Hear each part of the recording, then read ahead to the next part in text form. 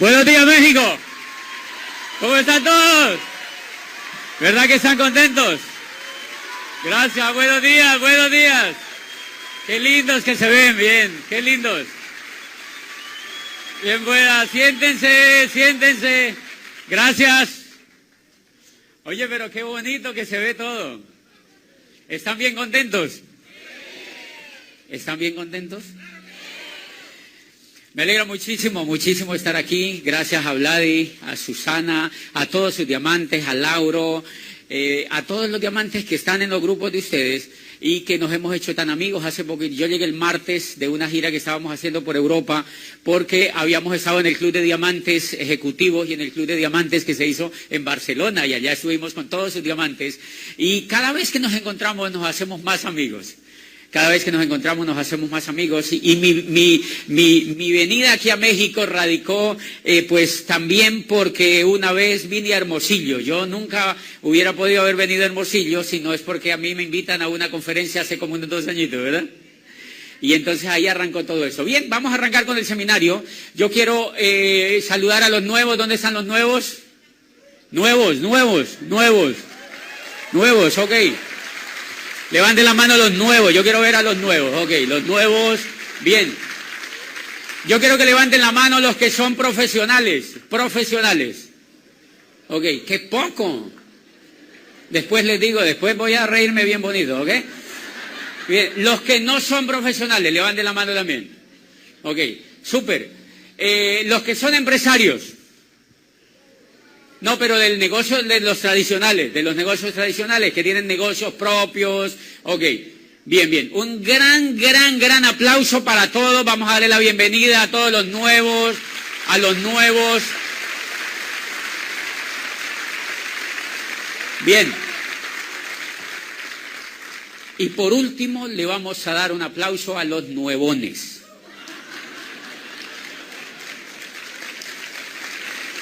Los nuevones, son muy importantes los nuevones. Bueno, y los nuevos dirán, ¿quiénes serán los nuevones? Los nuevones son personas que llevan allí tiempo y que dicen, ¿será que sí? ¿Será que le doy? ¿Será que sí? No sé qué será lo que me pasa. A partir de este seminario voy a arrancar y voy a llegar a diamante. Y vienen al otro y dicen lo mismo. Pero nada, es un proceso y ustedes se van a dar cuenta que de tanto vivir ese proceso, pues toman la decisión de hacerse diamantes, ¿ok? Yo amo mucho venir a México. Ahora en el carro que venían los dos me preguntaban que qué era lo que más me gustaba a mí de este negocio. Y yo le decía, lo que más me gusta de este negocio es la gente. La gente, porque este negocio se compone ¿de qué? De gente. La materia prima, lo más importante que tiene el negocio es la gente que entra al negocio. Martín, ¿cómo estás? Toda la gente que entra al negocio es la gente que nos hace felices. Y yo cada que vengo a México pues es bien bonito porque la gente, qué gente tan alegre, qué gente tan encendida, qué gente tan alegre. Y cuando voy a los Estados Unidos, adivinen de dónde es la mayor parte de la gente que va allá a esos auditorios. De México. Y uno le pregunta a la gente, ¿usted de dónde? Dice, de México, para variar. Toda la gente de México. Y pues me gusta mucho la gente de México. Y qué comida que tienen aquí en México, ¿verdad? Qué comida tan variada, es impresionante. Yo les cuento que una vez vine a Mérida y era tan variada la comida. Fuimos con Vladimir y Susana y algunos líderes ahí a comer después de la convención y comí tantas cosas sabrosas y tan variadas que casi fallezco. El último día de la convención casi no puedo salir de México. Nadie se enteró porque yo no le conté a nadie, pero estuve muy enfermo, tanto que tuvimos que llamar al médico del hotel. Y es increíble, el médico del hotel me vio y dijo, apenas me vio, me dijo, ¿qué síntomas tiene? Yo creí que iba a llegar con el cura de una vez. Y me vio los síntomas y me dijo, no, esa es la venganza de Montezuma. Qué malos son ustedes con los que lo visitan, ¿verdad? Pero bien, cosas bellísimas que tienen aquí en México. Bien, yo quiero un poquito hablar a los nuevos, las personas nuevas, los profesionales y los que no lo son. Los que no han ido, digamos, a la educación tradicional, no se preocupen, no se preocupen. Los que han hecho profesiones, los que tienen trabajos, los que son doctores, los que son abogados, los que tienen todos estos tipos de oficios, este negocio es para ustedes. Este negocio es para ustedes, es para todos, por una sencilla razón. Miren, yo no quiero que les pase a ustedes lo que me pasó a mí hace 15 años, a mí me invitaron al negocio. 15 años. Cuando el negocio acababa de llegar a Colombia, a mí me invitaron a que yo entrara al negocio, yo entré al negocio. Pero tuve, digamos, el inconveniente de que no me puse de manera seria a examinar la información del negocio. No me dieron información del negocio, o quizá yo no fui lo suficientemente juicioso para decirle a la persona que me invitó que me diera información del negocio. Entonces, para muchos de ustedes, para los nuevos, para los que están aquí reencauchados o reinsertados en el negocio, o los que vienen, digamos, en un proceso que no les ha permitido calificarse todavía, puede ser bien importante este seminario porque cuando yo ingreso al negocio yo no tengo contacto con lo que hizo que yo hiciera el negocio de manera seria en la segunda etapa. A los 9 años volvieron y me invitaron al negocio. En la historia se van a dar cuenta, a los 9 años volvieron y me invitaron al negocio y yo llevaba 9 años trabajando para otro, por idiota. Porque no fui capaz de pedir información correcta. Y miren lo que encontré en la segunda etapa cuando entré al negocio.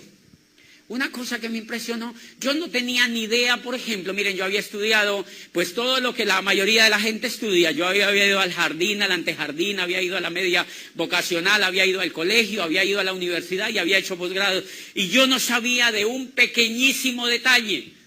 Miren el gran problema que nos está pasando a toda la gente en el mundo. El gran problema que nos está pasando a toda la gente en el mundo, pero que a la vez se convierte en una oportunidad, es que a esta generación que nosotros, la gente que vivimos hoy, la era que vivimos hoy, la gente que estamos vivos hoy, nos tocó una cosa que no le tocó a los demás. Y yo quiero que ustedes entiendan ese mensaje en este seminario, o que traten de entenderlo porque es lo más grueso que tiene el mensaje del negocio que ustedes están haciendo. ¿Cuál es ese mensaje? Es que miren, la gente que vivió antes que nosotros nació y se murió en la era industrial. Ellos nacieron y se murieron en la era industrial.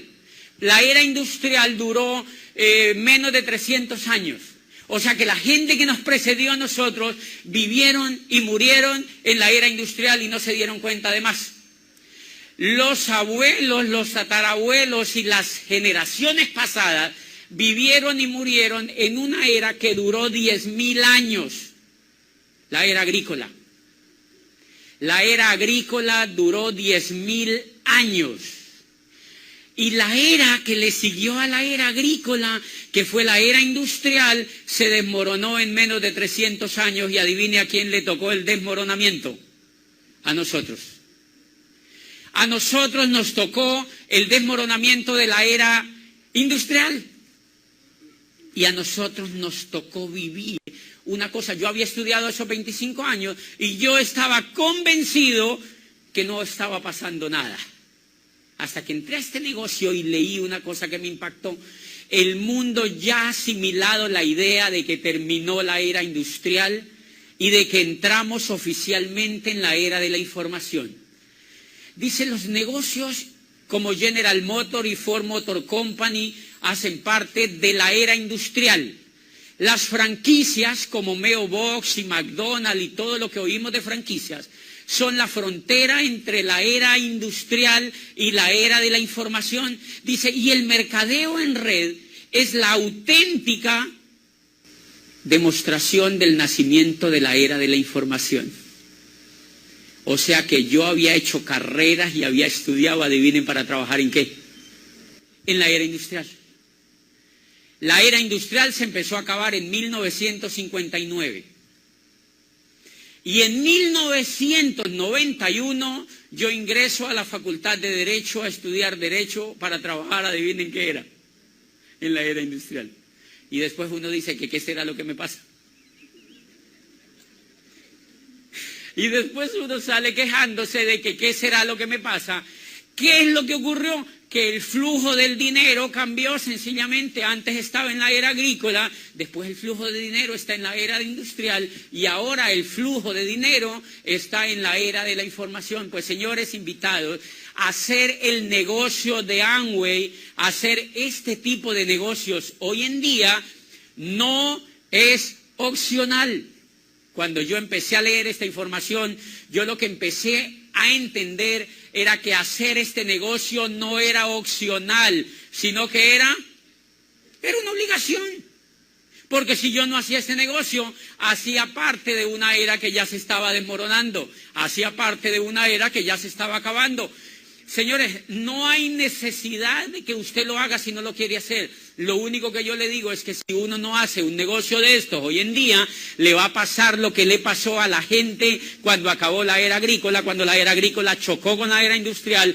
Mucha gente se quedó en la era agrícola y hay todavía gente que vive en la era agrícola. ¿Quién los va a regañar? Nadie, pero la pasan qué mal. Qué mal que la pasan.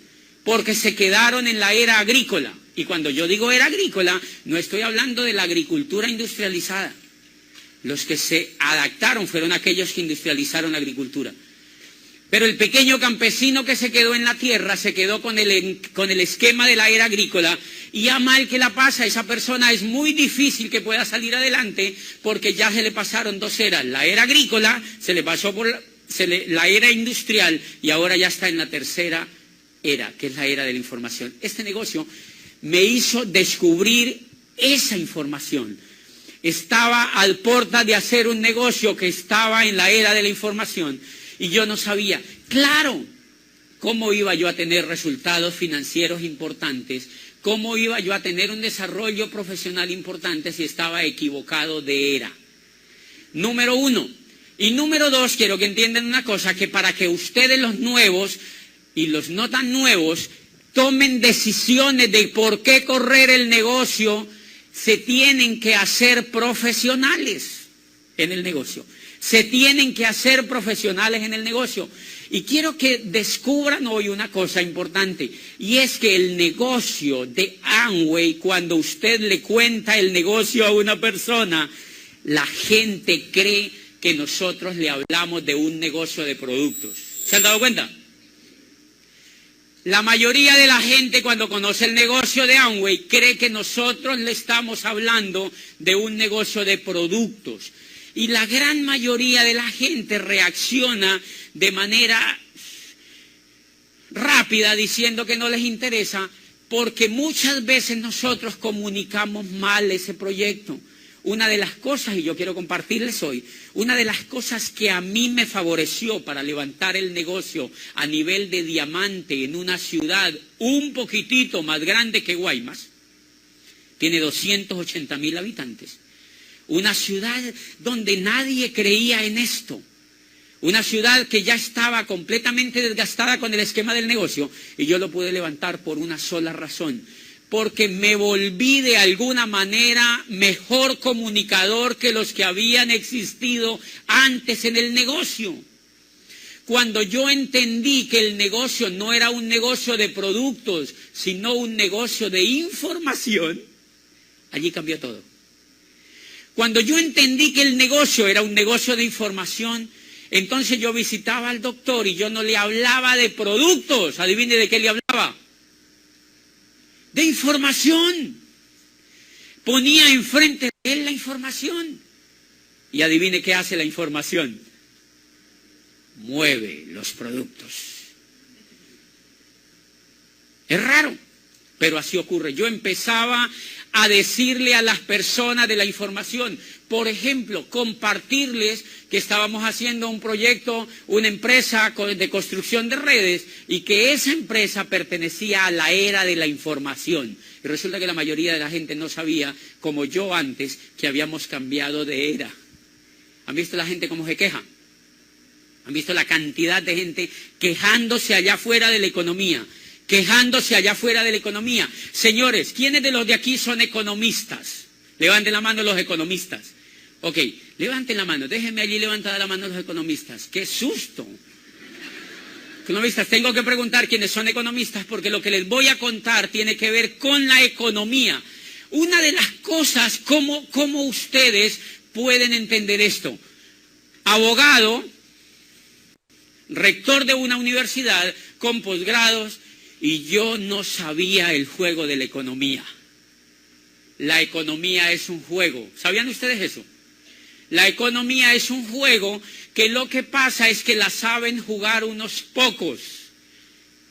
La economía es un juego que lo saben jugar unos pocos y sencillamente los que no la aprenden a jugar se atienden a las consecuencias. Se atienden a las consecuencias. Les voy a contar un poquitito en qué consiste ese juego. Miren lo que pasa. La era industrial, el motor de la era industrial fue el capital, ¿recuerdan? El capital, por eso se llamó la era capitalista, porque quien mandaba en la era industrial, ¿quién era? El que tenía capital, era el que tenía capital. Y entonces mire lo que ocurrió.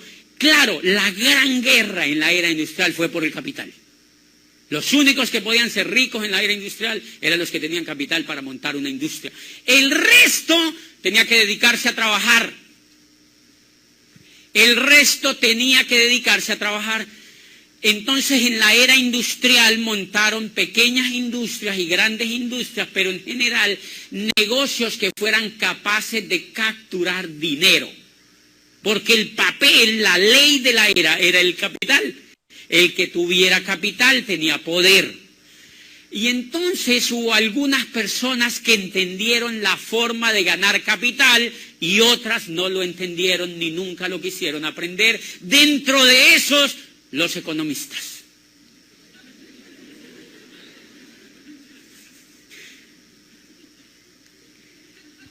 Qué susto, ¿verdad? Esa afirmación.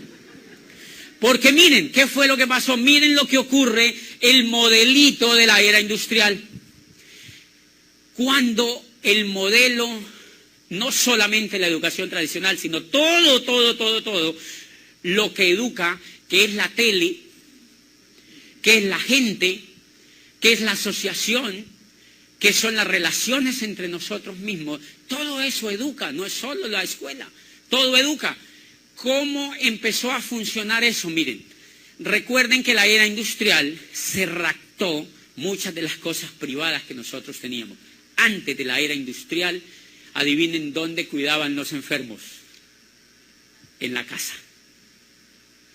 Pero alguien, un capitalista, armó una cosa que se llamó hospital. Y le dijeron a la señora, no cuides a tu papá, tú no puedes. Ándate a trabajar y yo te lo cuido. Aquí te lo mato. Nosotros te lo ayudamos a matar acá. Entonces mandaron a la señora a trabajar y ellos armaron un negocio para cuidarle al papá. Antes los enfermos los cuidaban en la casa. Yo les hago una pregunta. ¿Dónde creen que se cura más rápido un enfermo? En la casa. ¿Sabían ustedes que el mayor flujo de enfermedades son enfermedades que tienen relación con problemas emocionales, con problemas de afecto, con problemas psíquicos, con montones de cosas que vienen del cerebro? No se imaginan la cantidad de sanidad que hay cuando hay afecto. Imagínate uno bien enfermo físicamente y que se lo lleven a una fábrica de esas. ¿Vieron cómo armaron los hospitales? Como fábricas. Como fábricas. Y uno llega, ¿han visto lo que hacen con un enfermo? ¿Tienen anestesia? No, sin anestesia. O sea, el campo de la salud se volvió cruel. Se volvió cruel porque todo el mundo empezó a demandar ese servicio que se llamó salud y armaron fábricas. ¿Qué hicieron los ricos de la mayoría de ciudades? Yo me voy a armar otra clínica. Entonces armaban una clínica aquí y le ponían otra clínica al lado. Clínicas, clínicas, clínicas, porque ese era un gran negocio. Señores, ¿quieren que les diga una cosa? Apenas empieza a terminarse la era industrial, a mí me impresiona en Colombia lo que está ocurriendo. Hay programas enteros del sector salud donde hacen que las personas les instalan los aparatos en la casa y los vuelvan a cuidar en la casa. Porque por un lado están saturados y por el otro lado han admitido que es mucho mejor que los enfermos los cuiden en la casa. ¿Qué pasó con la educación? Con la educación pasó igualitico. Antes de la era industrial, la educación la hacían con profesores personalizados. Entonces, cuando tú tenías un niño, ¿quién lo educaba? Un profesor que sabía, normalmente a veces la mayoría de veces era gente exitosa, que educaban a niños y que iban a educarlos a la casa. ¿Y quiénes eran los únicos que podían pagar eso? Los ricos. Los pobres no podían educar a los hijos porque los ricos podían pagar eso, ¿ok? Y así Aristóteles, por ejemplo, fue llamado por Filipo de Macedonia para que educara a Alejandro Magno. Entonces el profesor de Alejandro Magno fue Aristóteles. Y Aristóteles le mostraba al pequeño Alejandro el mundo que él podía conquistar cuando fuera el rey de Macedonia. O sea, literalmente la educación le dañó el coco a Alejandro Magno. ¿Qué pasa hoy con nuestros niños? Nosotros los mandamos a una fábrica que se llama educación para que los eduque un empleado. Miren el cambio que tuvimos. Los padres tienen los niños, le dijeron a la señora, tranquila, tenga los niños, váyase a trabajar y nosotros se los educamos. Y los profesores son empleados. ¡Qué susto eso! Los profesores son empleados, entonces ese empleado no tiene la capacidad de dañarle el coco al niño. Porque el empleo, señores, fue el estadio en el que evolucionó la esclavitud. Qué pena, pero así fue. Yo por eso dejé eso hace rato. El empleo fue la evolución de la esclavitud. Recuerden que antes de la era industrial, la gran mayoría y mucho al comienzo se trabajaba a través de los esclavos. Ser esclavo en aquella época era genial. De verdad que era genial, porque al esclavo le daban el techo, le daban la comida y le daban el vestido. Sí, de vez en cuando le pegaban. Sí, le pegaban sus palmadas de vez en cuando. Pero en general el esclavo estaba protegido. Miren lo que hicieron cuando empieza la era industrial. Los liberaron y les dijeron que ahora eran libres y que ahora se tenían que poner a trabajar como empleados. Porque no era negocio mantener toda esa gente, darle ropa, techo y comida. Entonces al señor le dijeron, váyase a trabajar donde otro y yo te pago. ¿Cuánto? Lo que a mí me dé la gana. Pero eso sí, eso que yo te pago, tú te lo vas a gastar en cultura, en educación, en ropa, en salud y en vacaciones. Y a la gente le empezaron a pagar tan poquito que montones de gente empezó a morirse de hambre en las calles de Florencia, de París y de Roma. Y la gente se desesperó por la miseria que había y empezaron a hacer guerra contra las empresas y apareció la primera revolución del trabajo. Los trabajadores quemaron las fábricas, señores. En Inglaterra acabaron con las fábricas porque la dignidad de la gente era tocada. Y entonces apareció el Estado y les dijo, señores empleadores, señores capitalistas, ustedes sí pueden tomar empleados. Pero de ahora en adelante no les pueden pagar lo que ustedes quieran. A partir de ahora ustedes mínimo les tienen que pagar el salario mínimo. Y ese es el surgimiento del salario mínimo.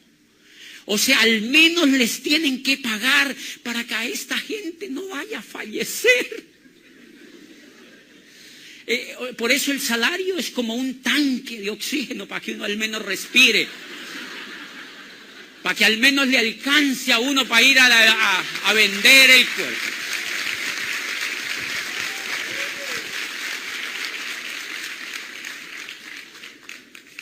Por eso el salario mínimo fue tan bajo. Ay, les pusieron otra condición. Número 1, le van a pagar el salario mínimo. Número 2, no les pueden pegar. Por eso es que a uno como empleado no le pegan. Si les pegan, denuncien. Eso no se puede hacer. Por eso como empleado a uno no le pegan.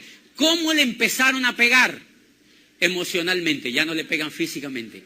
Les pegan emocionalmente, le dicen, señor José Bobadilla, si usted no rinde y no hace lo que yo le diga, hay 5,000 salchichas allá afuera esperando por su puesto.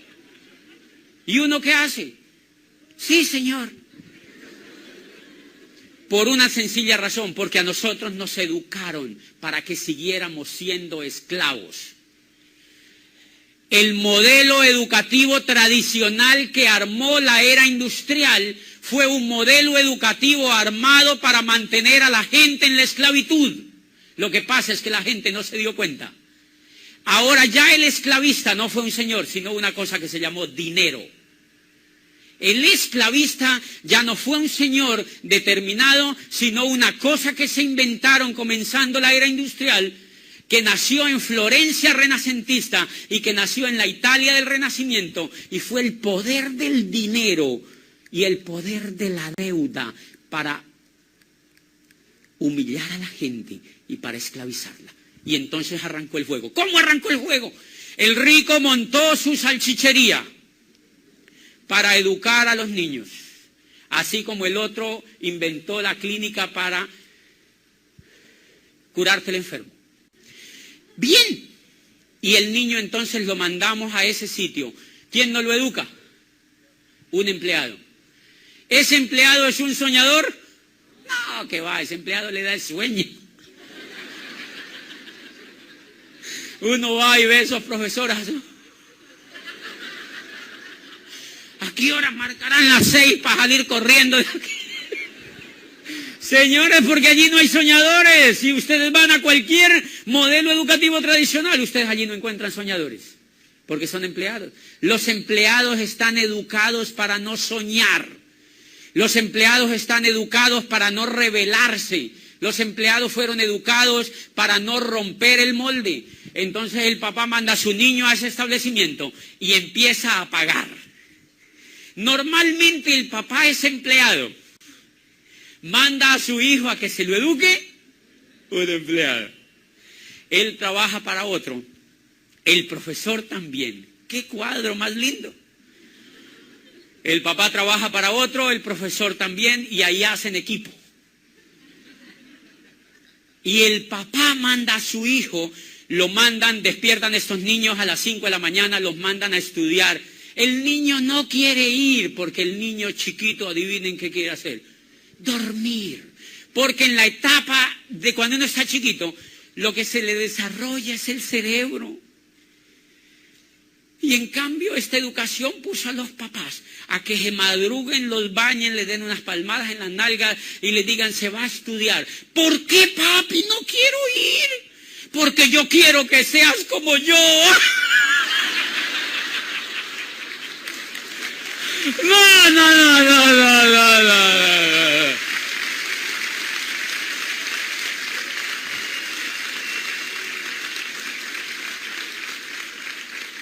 Porque yo quiero que seas como yo. Al niño lo único que le falta decir es, papi, hello. Hello. Señores, los niños se están rebelando hoy en día con la educación. ¿No se han dado cuenta? ¿Saben por qué los niños no quieren estudiar hoy en día? Los niños no quieren estudiar hoy en día porque no les convence el estilo de vida que llevan sus papás.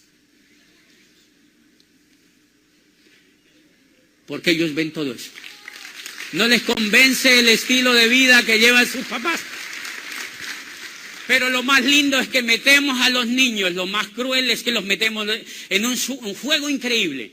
Mandamos al niño al jardín. ¿De quién es el jardín? ¿De un pobre o de un rico? Normalmente no es ni de un pobre ni de un rico, pero es de alguien que tiene más dinero que uno. Y mandamos el niño allá y nosotros nos vamos a trabajar. Hacemos cosas tan absurdas sin pensarlas, porque nunca nos enseñaron a criticar ni a cuestionar nada. Y entonces mandamos el niño allá y el papá va y trabaja y gasta esa plata pagándole a otro que es el dueño del colegio, del jardín del niño. Allí se va la plata que el papá gana. Después lo mandamos al colegio, a la escuela, a que le enseñen a hacer quebrados. Yo quiero preguntarles a ustedes, ¿para qué rayos les han servido los quebrados? Para quebrarlos, ¿verdad? Para mantenerlo a uno quebrado. Todos los que nos jorobaron la vida con quebrados, aprendiendo a dividir, a multiplicar, sacándole la hipotenusa a una lonchera. Pero no tenemos para hacer el mercado. Porque a esta gente no le importa la información ni tu futuro. Le importa que dejes el dinero allá.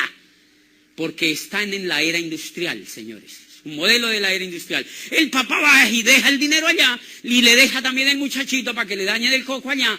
Y entonces, cuando el niño va al colegio, el niño empieza en la escuela a aprender cosas que él no quiere.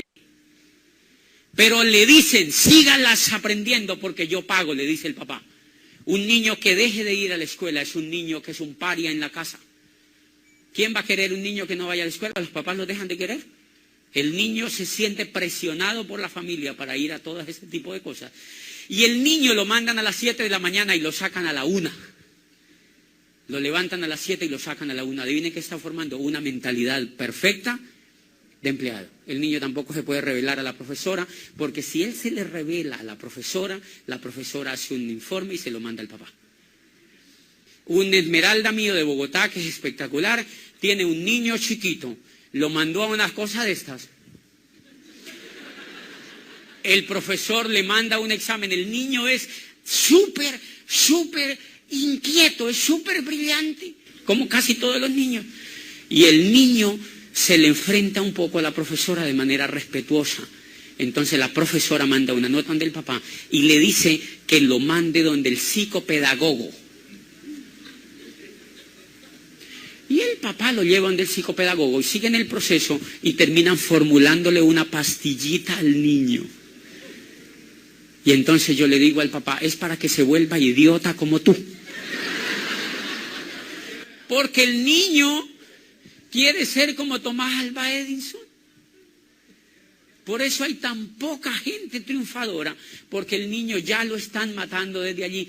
Pero el tema viene a que el niño se mete en ese proceso y termina en la universidad. ¿Por qué termina en la universidad? Porque todo el mundo le ha dicho que tiene que hacer una carrera. Y el papá colgado no puede pagar la administración. Yo conozco médicos jodidos. No pueden pagar ni la... Hoy en día en Colombia a un médico le pagan 800, por ahí $500. ¡A un médico! Pero la gente le sigue apostando al mismo modelo. Y miren lo lindo, cuando el niño, supóngase que el niño paga él ya la universidad, porque hay niños como yo, que me fui de mi casa, yo también me fui a hacer la carrera, y entonces yo me la pagaba. Normalmente yo veía compañeros que el papá les pagaba la carrera, otros que no se las pagaba el papá. Y cuando esa carrera tú la pagas, o si no tienes plata y la pagas en una cosa privada, tú te endeudas. ¿Se ha dado cuenta? Te prestan el dinero, no importa. Me impresionó en Chile, yo voy mucho a Chile, y en Chile encontré en una universidad costosísima que los muchachos firman, los papás de los muchachos y ellos mismos, firman un documento pagaré por toda la carrera. Y si ellos no vuelven a ningún semestre, si se retiran, pagan toda la carrera. O sea, eso funciona en diferentes países de manera diferente, pero allí es así. Si tú te matriculas a un semestre, pagas todos los semestres y no vuelve. Problema tuyo. Te tienes que hacer salchicha. ¿Entiendes? Tienes que hacer el proceso. y tienes que hacer el proceso. Pues bien, mire lo interesante, el juego consiste en que en el jardín el papá le paga, en la escuela el papá le paga, y en la universidad puede que el papá le paga o el niño paga, el muchacho paga. Cuando termina la universidad, el muchacho sale con una deuda. Sale entrenado ya. Sale con una deuda.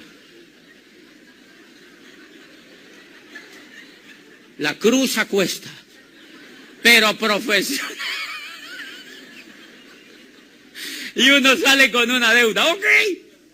Lo mantienen dentro del sistema 20 años para darle una licencia para que se vaya a trabajar para otro. Y no nos damos cuenta de la crueldad del sistema. 20 años ahí adentro para darle una licencia para que se vaya a trabajar para otro. Yo recuerdo que cuando graduábamos gente en la universidad, yo era rector, qué cruel fui.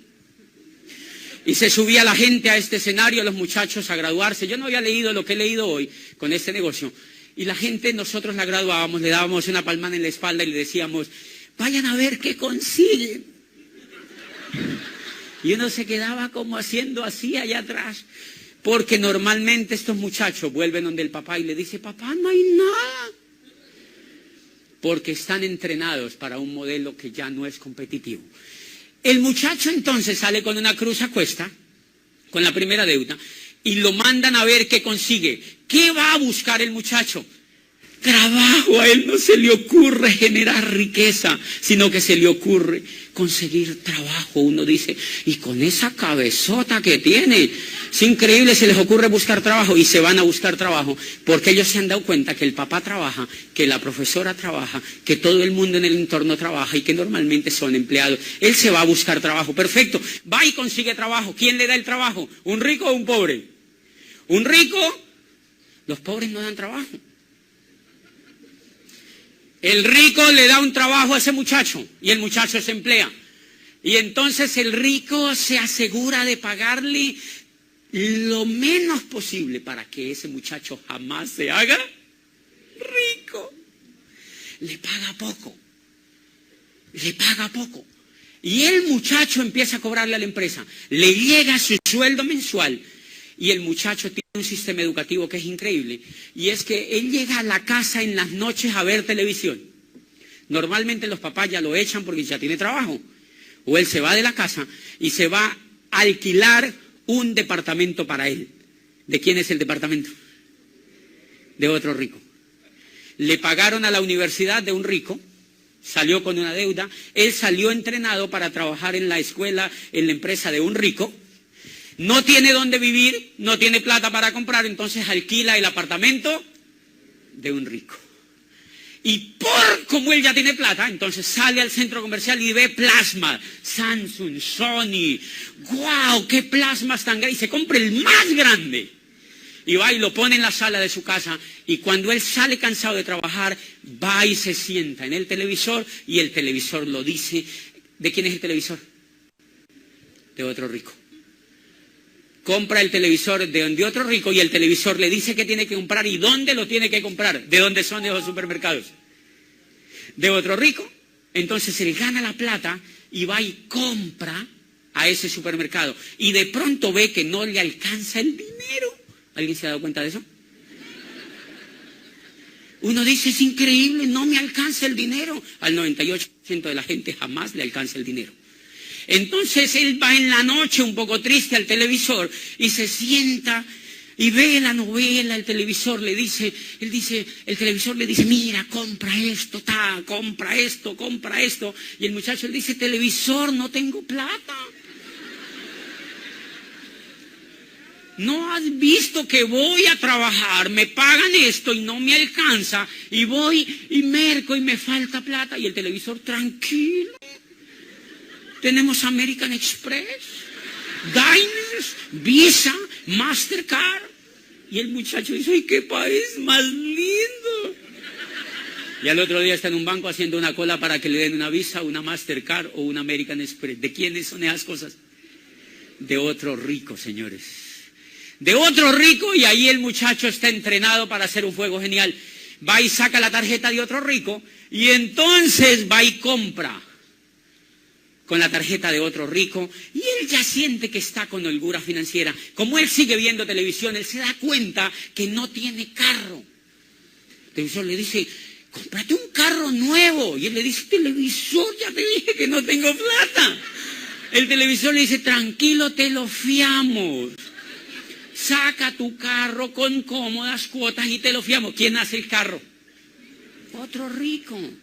Y él saca el carro. Él sigue y él se siente como, así me sentía yo, con un estatus ya con carro, trajes, corbatas y tarjeta de crédito. Y entonces yo sigo viendo televisión y sigo comprando y me sigue faltando plata y voy y le digo, voy y vuelvo a televisión. Yo me doy cuenta que estoy viviendo en un piso arrendado. Y el televisor me dice, tienes que tener tu casita propia.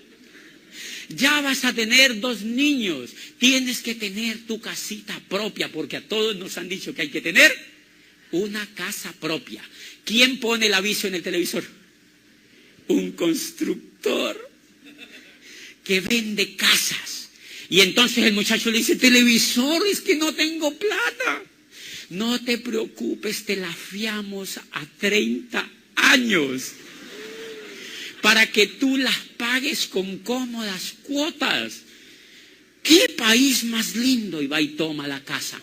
Entonces ya le debe a la universidad, le debe a las tarjetas, ya le debe al del carro y ahora le debe a la casa. Tiene 29 años y le han dado 30 para pagar la casa. Cuando ese muchacho termine de pagar la casa, ya no tiene ni próstata.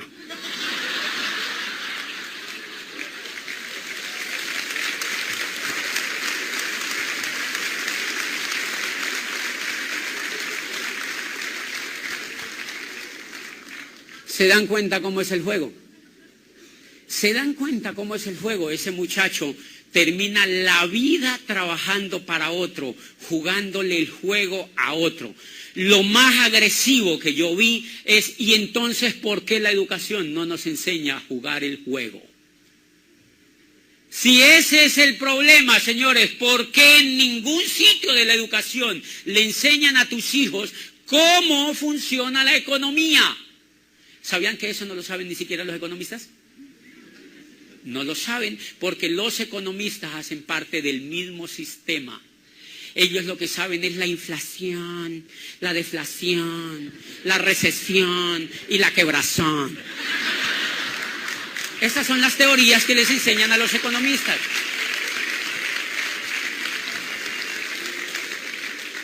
Pero jamás le han dicho a esta gente que esa cosa que se llama economía es un juego que alguien lo manipula, que alguien lo maneja, y ese juego se llama economía. ¿Cuán caro nos cuesta que no nos enseñen a manejar el juego de la economía desde la educación, señores?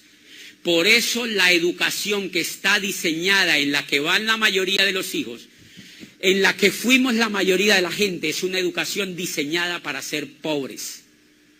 Es una educación diseñada para que la mayoría de la gente se quede pobre. Y si no me creen a mí, pues ojalá me crean, pero si no me creen a mí, léanse un libro de Robert Kiyosaki que se llama La conspiración de los ricos, donde dice expresamente que el modelo educativo que impera en todo el mundo occidental es un modelo educativo que lo armaron en los Estados Unidos simplemente y lo exportaron a todos los países, todo el mundo lo copió, que radica en que simplemente a la gente no se le da información financiera. Y el negocio consiste, entre más analfabetas financieros formen, mejor. ¿En qué se sustenta la economía norteamericana? ¿En la deuda? Miren los informes, sale el presidente, dice, la gente está consumiendo un poco más y el crédito se ha disparado. O sea, la gente sigue siendo idiota.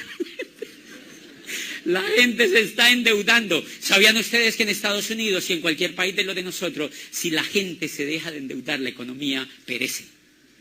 Si la gente se deja de endeudar, la economía perece. Primer mensaje de esta tarde. Este negocio, el que usted ingresó, le va a enseñar a jugar ese juego. Le va a enseñar a jugar ese juego y se lo va a enseñar a jugar mediante audios, mediante libros, mediante CDs, se lo va a enseñar a jugar mediante convenciones, se lo va a enseñar a jugar mediante la asociación. Y eso fue lo que yo descubrí cuando ingresé a este negocio. Señores, en 4 años con este negocio, yo empecé a manejar el juego. Empecé a manejar el juego. Antes, cuando yo iba a mi cuenta, me deprimía. Ahora cuando me deprimo, voy a mi cuenta. Porque aprendí a manejar el juego. Porque aprendí a manejar el juego, señores. Antes me faltaba siempre dinero. Cuando empecé a construir este negocio es fantástico. Cuando lo empecé a construir de manera profesional, empezó a ocurrir una cosa increíble que a la mayoría de la gente no le ocurre, y es que le sobra el dinero. Te gastas lo que necesitas y el dinero te empieza a sobrar y entras en el segundo problema. ¿Y ahora yo qué hago con esto? Y tienes que aprender a construir riqueza. Tienes que aprender a construir riqueza y es increíble lo que empieza a ocurrir a partir de allí. Yo recuerdo, miren, cuando yo empecé a construir el negocio, yo tenía un carro, es un carro chiquitico así que se llama Sprint, no sé si aquí los han visto, parecen una cucarachita, son chiquitos. Y yo tenía ese carro, me acuerdo mucho que yo me iba a comprar otro, que era un Clio de esos de la Renault, que son bonitos, con el rabito así, bien redondito. Y el carro solamente costaba $5,000 más. Y yo lo veía y yo digo, eso es mucho. ¿Para qué le voy a meter plata a eso? Si este también rueda. Yo no vine aquí a volverme pedante con ustedes, porque esto no es solamente para conseguir dinero, sino para conseguir la libertad. Lo único que les quiero decir es que antes de irme para Europa, fui a un concesionario de la Mercedes y me compré un Mercedes SLK, que es así descapotable. Tiene 2 plazas, cabe sino el ego y yo. Y entonces me compré ese carro y yo ya tenía 2 camionetas en mi casa. Entonces yo lo llevo a mi casa con las ganas de vender las otras y yo digo, ay, no las voy a vender, los voy a dejar ahí. Pero hoy cuando yo me subo a esos carros, yo digo, es increíble, yo cómo andaba en esas porquerías antes. ¿Cómo andaba yo en esas porquerías que casi se veía la tierra desde el carro? ¿Qué cambió? La relación que tenía con la economía. La relación que tenía con la economía. Señores, fundamental, este negocio se hace para generar libertad. Este negocio se hace para generar libertad. Una vez un ser humano empiece a generar libertad, ese ser humano empieza a humanizarse y ese ser humano empieza a ser más feliz. Es increíble la felicidad que yo estoy en este negocio. Se ha incrementado en un índice impresionante desde que empecé a entender que el control del fuego lo tenía yo. Y es increíble lo que pasa. Edúquense en el negocio, porque las crisis que vienen van a ser aterradoras. La era industrial, como nos tocó el cruce de la terminación de la era industrial y el nacimiento de la era de la información, el empleo cada vez va a ser más degenerado. Cada vez el empleo va a ser más degenerado. Les pongo un ejemplo. En Chile aprobó el gobierno una ley que permite contratar a los muchachos que salen de la universidad sin pagarle prestaciones sociales. Legal. 0 prestaciones sociales. Yo no sé si en México ya hay atisbos de eso. Pero para acá viene todo eso porque eso se lo copian. Chile es el espejo de las leyes en América Latina porque es la tierra de don Andrés Bello. Entonces los congresistas, por no usar el coco, copian las leyes. Dicen, ay no, eso allá ya funciona, traigámosla para acá. Normalmente eso lo empiezan a copiar y en Colombia lo copiaron, ya está en Colombia y lo usan a través de cooperativas. La gente la contratan a través de cooperativas para pagarle 0 prestaciones sociales. El regreso de la esclavitud otra vez. Señores, es imperativo aprender a tener un negocio propio. Y entonces yo quiero, ¿quién me da tiempo, por favor, de los que manejan el asunto? Es que sí, pero no se ve nada. Ok, ya estoy aquí. ¿Quedan claras esas 2 cosas? Número, el juego de la economía. Por eso yo entendí que no tenía que perder el tiempo. Por eso yo cuando veo gente que está haciendo el negocio, yo le digo, ¿en qué vas? Y dicen, no, ahí probándole, ahí intentándole. Digo, él no ha entendido. Mi no entender. Esta persona no ha entendido. Y yo quiero que anoten una cosa, pero yo se la voy a explicar porque me da susto que ustedes no se la lleven de Granada. El negocio de Amway no tiene nada que ver con vender. Qué susto, ¿no? Ustedes han notado que la mayoría de la gente allá afuera dice, ay no, a mí no me gusta vender productos. Ese es el quiz de todo el negocio. La gente cree, sí, el señor es un abogado prestigioso y está así todo bonito en la oficina y yo voy y le muestro y dice, ay, ¿yo cómo voy a poner a vender los tarros? Le da susto, porque él ve la visión que tiene del negocio, él cree que es para vender productos. Señores, el negocio no tiene nada que ver con vender, el negocio tiene que ver con entender. ¿Está enredado? Cuando yo entiendo que la era industrial se acabó, cuando yo entiendo que si yo no hago rápido algo hoy en día voy a tener muchos problemas, cuando yo entiendo y tengo información, señores, yo empiezo a hacer lo que haya que hacer para tener el resultado. Les pongo un ejemplo. La mayoría de la gente, señores, tiene problemas en transmitir el negocio. A mí me dicen, ¿cuál es la mayor dificultad que usted tuvo en el negocio? Y la mayor dificultad es saber comunicar el negocio. Esa es la mayor dificultad, es saber comunicar el negocio, porque en la comunicación del negocio es donde la gente a uno le saca la lengua. Ahí es donde la mayoría de la gente se estrella porque no ha aprendido a comunicar el negocio. Les pongo un ejemplo. Yo tengo un médico en una ciudad de estas, un médico prestigioso. Yo quiero contarle el negocio. El señor médico, gineco, no sé qué rayos. Se las conocía todas en esa área.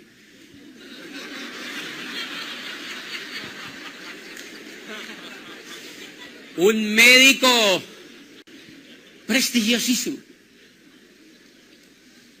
Y le voy y le cuento el negocio. Y me dice, no me interesa ese negocio de vender esos productos de Amway. Yo le digo, ¿quién te dijo que eso era eso? Me dijo, sí, yo sé que eso es para vender. No tiene nada que ver con eso, le dije yo así. Yo le garantizo que no tiene nada que ver con eso. Me dice, ¿en serio? Sí. Dijo, ok, entonces sí me interesa.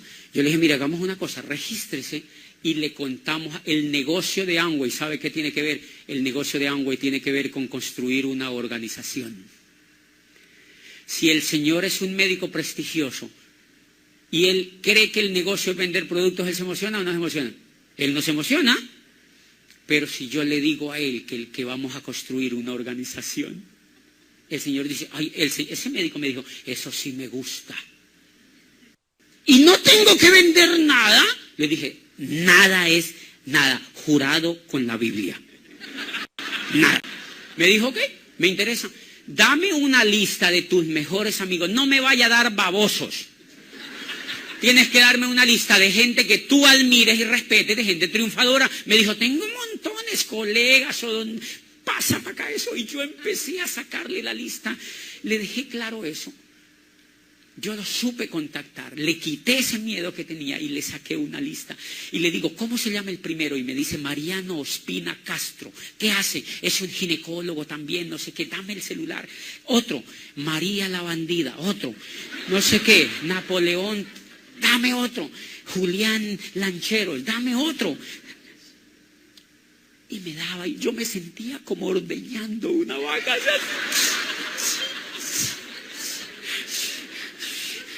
Cuando ya tenía las tetas bien secas, me dijo, no tengo más. Yo vi a ese pobre hombre ya a tiro de desmayar. Me dio todos los contactos. Ya, ese momento, señores, es sagrado en este negocio. ¿Ustedes saben cuánto vale una lista de esas? En una lista de esos estaba Lauro, estaba Martín, estaba Carlos, estaba yo. ¿Cuánto vale eso, señores? ¿Cuánto vale eso? ¿Qué pasa si yo no entiendo todavía? Le digo al médico, no. Si a usted no le gusta vender, esto no es para usted. Ay, no. Hello. Señores, usted se tiene que haber leído un libro que se llama Cómo ganar amigos e influir sobre las personas. Y en el libro dice, haga lo que el otro quiere. Dígale al otro lo que el otro quiere. Yo cuando le veo la carota a ese médico, yo dije, le está paniqueando con el tema de los productos y le dejé claro que no tenía que vender. Le quito el miedo y le descubro que lo que él sí quería era una organización. Le saco la leche con la lista. y me voy con la lista. Y fui y le contacté a unas personas, a otro. Y me dijo, eso me gusta. Y Juan Carlos entró, le dije, sí. Y está feliz. ¡Mentiras! ¡Mentiras! Y le saqué el otro y ese tipo me pagó. Entró. Me dijo, eso me interesa. ¿En serio Juan Carlos entró? Le dije, sí, es más torombo, entró. Fui y le dije, Juan Carlos, tu amigo entró. ¿En serio entró Rubiano? Sí, sí, está feliz. Necesito hacerte tu registro porque si no te quedas por fuera. Y me dijo, ah, sí, hagámoslo, hagámoslo, hagámoslo. Se bajan los pantalones de una vez, ¿sí ven?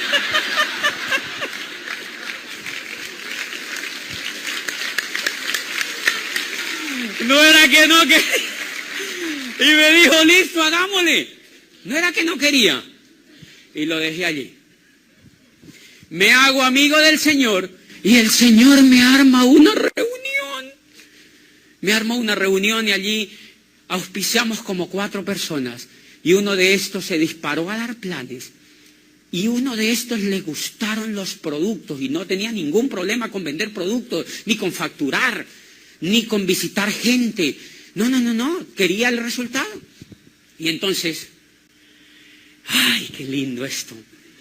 El médico Juan Carlos, una noche del cierre, íbamos llegando a 2.800 puntos. Y yo le decía a la mujer, dile que se meta a la página. Malo yo. Se metieron a la página. Y el médico me llama y me dice, oye, hay 2.800 puntos. Yo le digo, ¿y tú qué crees? Y me dice, pues que estoy ya por encima del 12. Yo le dije, claro, está llegando al 15. Está llegando al 15%. Y me dice, ¿será que llegó al 15? Yo le digo, yo no tengo ni idea. Yo no tengo ni idea, pero está pendiente de la página. Yo sí tenía ideita. Y entonces el médico, pasamos como a 2.900 puntos y me dijo, faltan 1.100 puntos. Faltaba 1 hora para el cierre y me dijo, ¿será que los compro yo? ¿Será que los compro yo? Y entonces yo le dije, yo no tengo ni idea, médico, pregúntale a tu mujer, porque la mujer es la que lo coge. Y entonces le dije, pregúntale a tu mujer a ver qué dice. Y me dijo, no, ya hablé con ella y me dijo que sí. Me llamó al ratico y me dijo, yo los voy a comprar, me voy a poner al 15. Le dije, hagamos una cosa.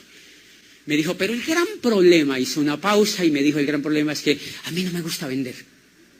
Yo le dije, ok, bueno, ¿y qué piensas? Habla con tu mujer. Me dijo, no, igual lo vamos a hacer. No te preocupes. Yo le dije, no te preocupes, que eso no tiene nada que ver. ¿Tú quieres ser empresario o vendedor? Y me dijo, no, empresario. Le dije, ok, entonces pedí eso. Le di la patadita y la buena suerte. Y pidió los 1.100 puntos. Los pidió. Se cerró el 15. Le dije, yo te reconozco en el seminario. Yo fui y lo reconocí al seminario. Y miren lo lindo. Como a los 8 o 15 días me llamó y me dijo, José, ya me llegaron esas cajas.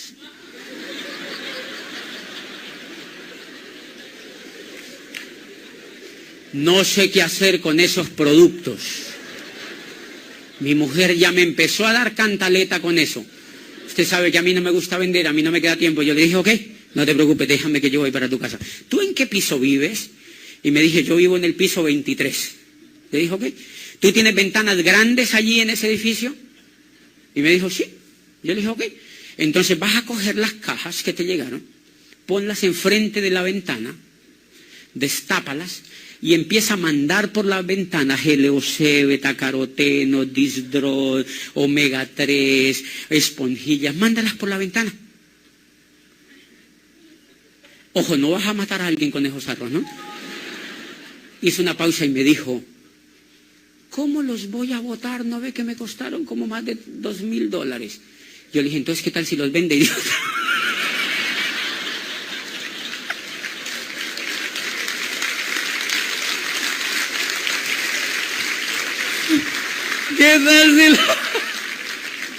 ¿qué estoy haciendo con el médico? Diciéndole al médico que su coquito no tiene actitud empresarial.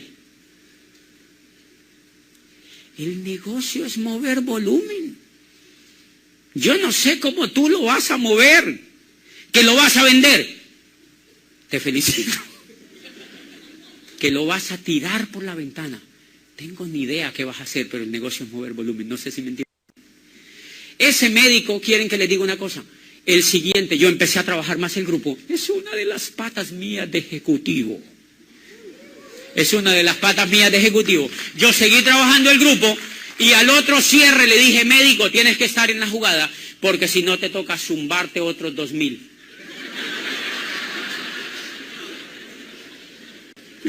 Y me decía, no, ya me la estoy pidiendo. Y adivinen qué hizo, señores. A partir de ese momento, el médico se mueve un 9% personal hacia arriba. Y me dice, es lo mejor que me ha pasado en mi vida. Nunca antes estábamos tan felices haciendo algo con mi mujer como en este negocio que tú me has presentado. ¿No era que no quería vender? Se dan cuenta que el negocio no es vender, el negocio es entender. En ese lapso de tiempo, en la llegada de los productos, en la tirada por la ventana y en todo eso, el Señor se oyó más de 30 audios. Y yo le llevaba audios a la casa y él se los escuchaba. Y empezó, yo antes iba a pedirle cita, adivine quién las pide ahora él. Él me dice, mi diamante, ¿cuándo me atiende? Y yo lo atiendo. Señores, yo voy y le dejo paquetes de audio y miren que cambió su manera de pensar. ¿Por qué? Porque empezó a entender.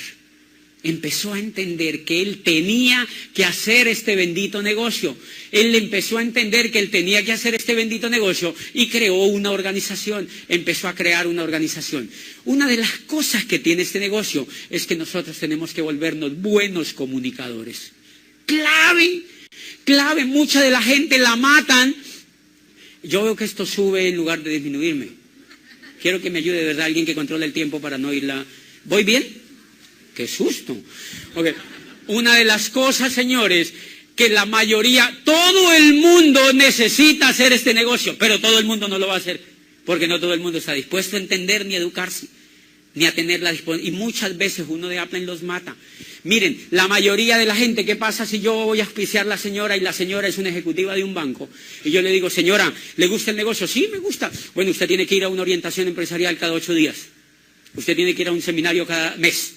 Usted tiene que ir a una convención, normalmente no es en su ciudad, y usted tiene que pagar la entrada, y usted debe comprar un paquete del mes que se llama PEC.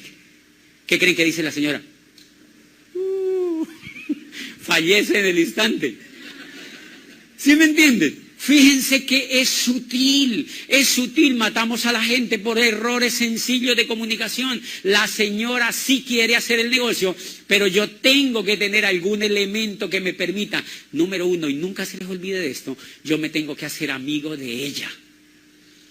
Y una vez yo me haga amigo de ella, ella me dice, ¿y qué es lo que hay en estos días? Si ella se va para algo, y poquito a poco la voy pegando. ¿Cómo es la similitud que yo les puedo dar con eso para que nunca se les olvide? ¿Quiénes de los que están aquí tienen hijos? Levanten la mano. ¿Ok? Ahora sí, ¿quiénes de las mamás que están aquí han tenido hijos? Obviamente mamás. Levanten las mamás que han tenido hijos. Perfecto. Miren lo interesante, el negocio que ustedes hacen es igualito a lo que yo les voy a contar. ¿Qué pasa si su esposo le hubiera dicho un día, Mariela, esta noche vamos a pasar bien 1 hora? ¿Qué hora? Media hora, 15 minutos, 5 minutos.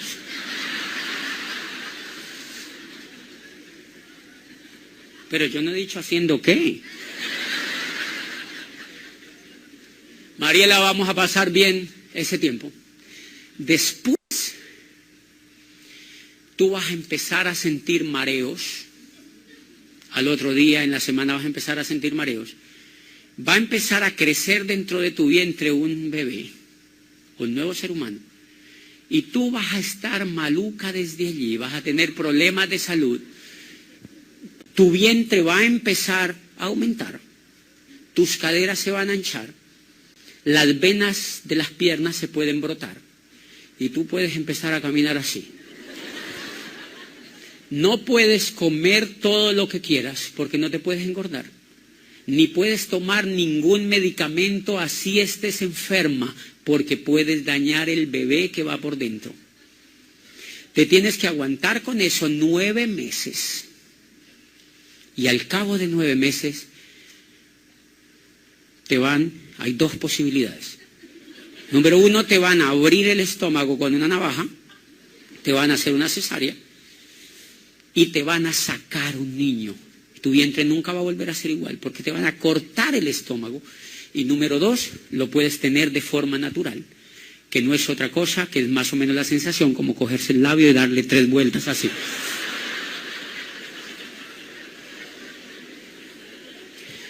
Y si usted hace cualquiera de las dos cosas, hay el 95% de posibilidades de que usted muera al momento de tener el bebé.